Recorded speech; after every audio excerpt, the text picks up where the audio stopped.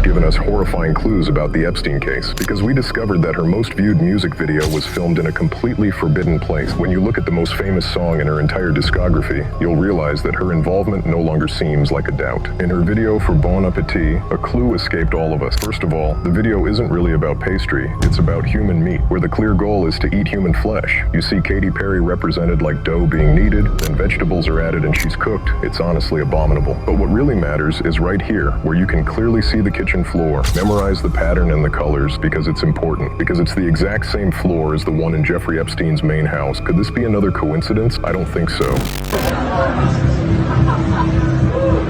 Thank you guys. It's real. Hello, gentlemen, and welcome to Psychosec. Can I answer any questions? What is it all about? Well, we're a company that produces 100% organic human sleeves. You're probably wondering what's a human sleeve. Well, if you gather around, I can let you know what we do here in full details. So here at Psychosec, we've been able to achieve true immortality by taking your human consciousness and storing it on a device called a cortical stack. Planted in the base of your neck, and it collects and stores everything that makes you you. Every memory, every emotion, every sensation, everything you've ever experienced gets stored on this little device. You can see it here on the screen that's about to come up. You guys just follow me. All the information is stored on this device and can get digitally transferred from one sleeve that you currently occupy into the sleeve of your choosing. Sleeves are basically human bodies we grow in our labs. They're organically real. Bones, tissue, organs, everything. These are the best bodies you'll ever have. Period. Nothing can hurt these bodies, but they are human. So if something were to happen to them, you can always change them out for a new one. That's why it doesn't. Immortality becomes non-existent. Because you can be 50 in one body and change to the next body. You're as young as you feel. You come this way, David's going to show you some 2018 models that you can choose from. Okay, you can choose which sleeve you desire. Now you can either have the sleeve that you have right now, or we have a selection of wonderful sleeves. Psychosec, fully genuine and organic produced. Now if you'd like to be taller, shorter, skinnier, if you'd like to have better vision, maybe strengthen your body, you have the choice to choose a man or a woman's sleeve. Now if your sleeve becomes damaged or too old for your liking, simply remove from the cortical stack your DHF, your consciousness, to another, newer. The game people say relate to Jeffrey Epstein and the rich elite's whole thing of being taken. Do you remember this game, BioShock? Okay, yeah, I have seen that. The whole game, it's about the rich elites, really rich Americans specifically. Okay. They live in an underwater world. Yeah. Almost like the island, water. All of the monsters they fight are little. You're lying. What ties it in all together to Epstein is wild, because there's a machine in the game that reveals fortunes. And it's called Epstein the Swami. And look what it looks like. In the game. I'm not even... Oh, hell. You know what I'm saying though? You pretty much talk to it and it will give you like quotes. And these are some of the quotes it says. Oh, fuck. Darling, just close your eyes and hope it's over quickly. No. Darling, just close your eyes and hope it's over quickly. Believe me when I tell you, I wouldn't want to be in your shoes. Look at the bright side. Maybe it'll be quick and painless. No, bro. Have you picked a plot picked out yet? That means like, have you picked a spot to... Yeah, oh. Like a plot. Even crazier, what if those are actually emails? It could be like some of the conversations. That's what I'm saying. We should put those quotes into the files, and look. Yeah. But you would be shocked, Pierce, at some of the names that I have seen that came across the DOJ in emails that the DOJ is protecting. And we're talking about people on both sides of the aisle. We're talking about famous people, rich people, people in power, prime ministers, former presidents, etc., media personalities that are named in these files. And that's why I say this is going to go down as the greatest cover-up, one of the greatest cover-ups in American history. Tucked away in the British Virgin Islands, Necker Island is one of the world's most luxurious private getaways, and the residence of none other than Sir Richard Branson. Dripping with opulence down to the last detail, this island has hosted A-list celebrities and even members of royalty. So, it's really no surprise that behind the scenes, it has seen its fair share of disturbing incidents. From guests using the staff as human targets to wild parties involving a sex cult, this is the curious story of Necker Island, a tropical paradise and a Caribbean hell rolled into one. The unusual treatment of Necker Island's staff. On Necker Island, Richard Branson's high-end spot in the Virgin Islands, you're looking at a hefty $40,000 per night for the A-list experience. But here's the lowdown. Behind the scenes of all that luxury, things get a bit, well, strange. The staff here go to some pretty unusual lengths to make sure the rich and famous guests get whatever they want. And what they want are often eccentric demands, to put it mildly. In an exclusive revelation within a new BBC documentary, Millie, an accountant on Necker Island's accounts team, revealed a pretty shocking anecdote from the island. She allowed guests to indulge in sushi served off her naked midriff during a birthday celebration. What began as a mere suggestion of eating sushi off a hot girl to guests by Branson unfolded into an uncomfortable reality of the Necker staff. But that's not all. There's an unusual culinary rule that exists on the island. The staff serving food need to match the sexy vibes of the delicious dishes they're dishing out. And here's where it gets interesting. Apparently, Branson takes on the role of a matchmaker, keeping a watchful eye on the gorgeous and single girls in his team.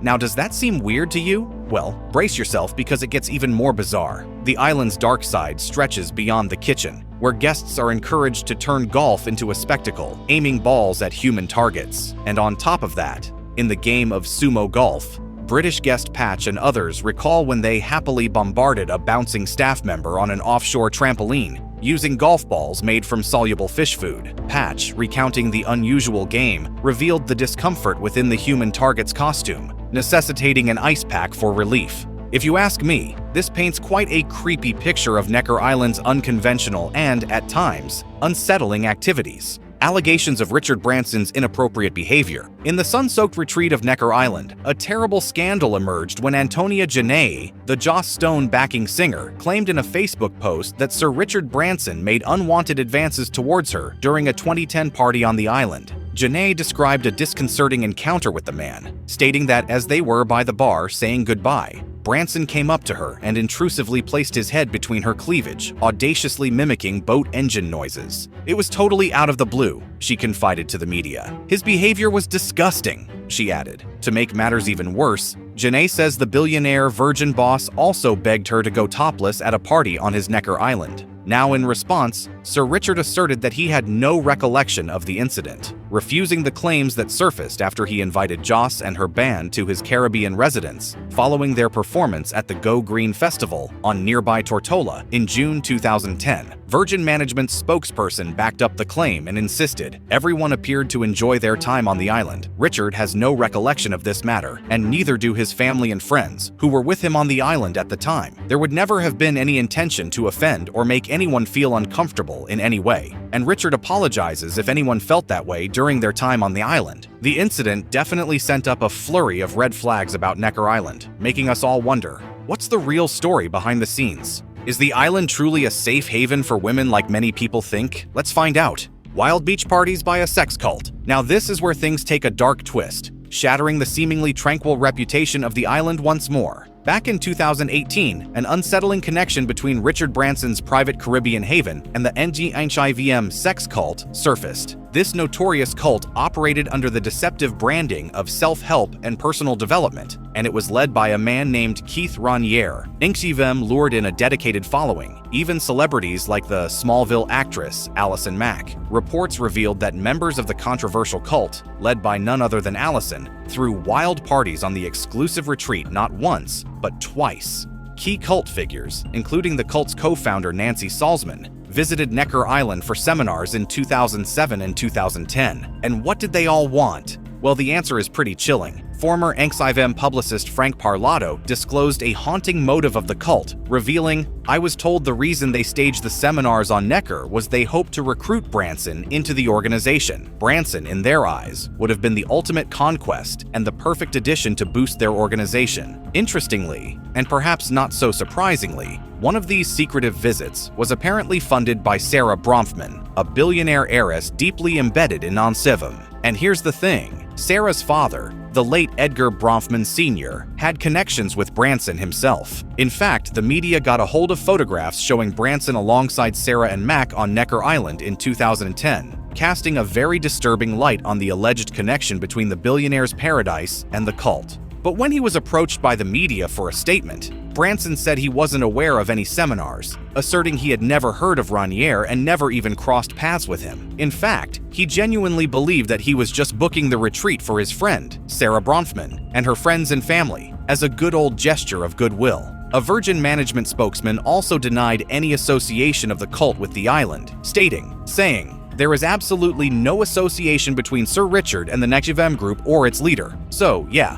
this serene island could very well have been the den for a bunch of hedonists involved in crimes for quite some time." The website was hacked in 2016, and the hacker shared an apparent members-only section. This members-only area was password protected, but when a password was entered, it brought you to a downloads page. On this page, you're able to download various large zip files, but each one requires a specific download key. Keep in mind, this is a pizza place. What could possibly be the reason to have a members-only section on the website with downloadable files available? And what is in these folders that is so exclusive that each one requires a unique password in order to be able to download it? And this wasn't some staff-only area of the website, which even that wouldn't really make any sense, but there were apparently 110 people in this exclusive pizza club. And again, once this came out, the entire section of the website disappeared, which really does make you wonder why. If people don't know, there's a guy by the name of Edgar Welsh, okay? He goes to Comet Pizza, the pizzeria that they're talking about Pizzagate was ran out of. He goes there, shoots up the place, okay? This is in like 2017 where, Pizzagate was going crazy. Goes there, shoots up the place because he thinks that all this nefarious things are going down, right? So then he gets locked up, okay? Does 4 years. Okay. Gets out. Fine, he's good. Does anybody want to take a wild guess where he is now? Dead. He's dead. Okay, so in North Carolina, in a random traffic stop where he wasn't even driving, gets pulled over, and then the cop kills him. Weird, right? But here's the thing. In North Carolina, does anybody want to take a wild guess who was governor twice, who has a lot of historical value there, a lot of pull there? Guess who he's connected to? Jim Hunt, the former governor of North Carolina. Bill Clinton. That's his mentor and good friend. They're like this.